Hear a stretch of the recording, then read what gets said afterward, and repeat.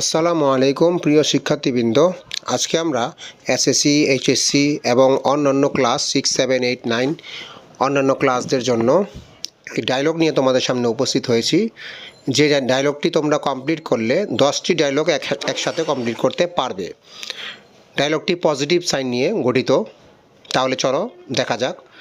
যে 10টি ডায়লগ এর মধ্যে অন্তর্ভুক্ত সেগুলি হচ্ছে: importance of learning English, importance of tree plantation, importance of reading newspaper, importance of physical exercise, importance of phone, mobile phone, computer, importance of early rising, importance of morning walk, cleanliness, importance of punctuality and importance of games and sports.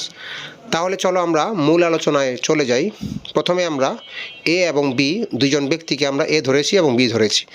তো এ বলতেছে good morning B, B বলতেছে good morning A, how are you? I am fine and you?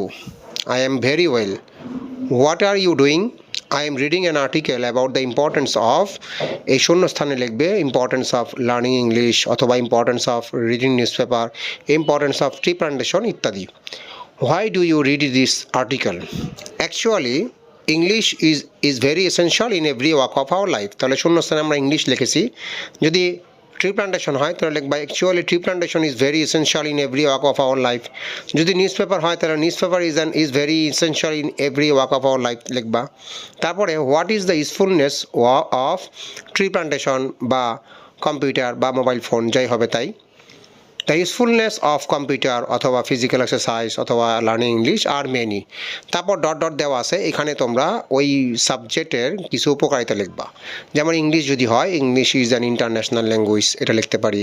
Tree প্লান্টেশনের সম্পর্কে একটা উপকারিতা লিখতে পারি। Tree gives us oxygen, take carbon dioxide, এরকম প্রত্যেক যেই প্রশ্নটা আসবে তার একটা উপকারিতা লিখবা। তারপরে is it importance for a student? B বলতেছে of course, in fact the importance of learning English can not be described in ওয়ার্ডস।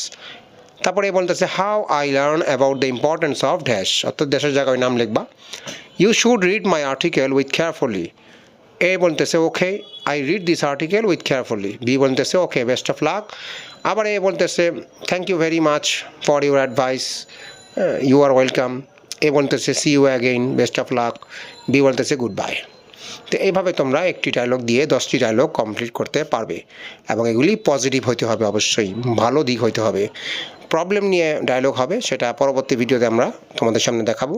পরবর্তী ভিডিও দেখার জন্য আমন্ত্রণ রইল। সেই পর্যন্ত ভালো থাকো, সুস্থ থাকো, ধন্যবাদ।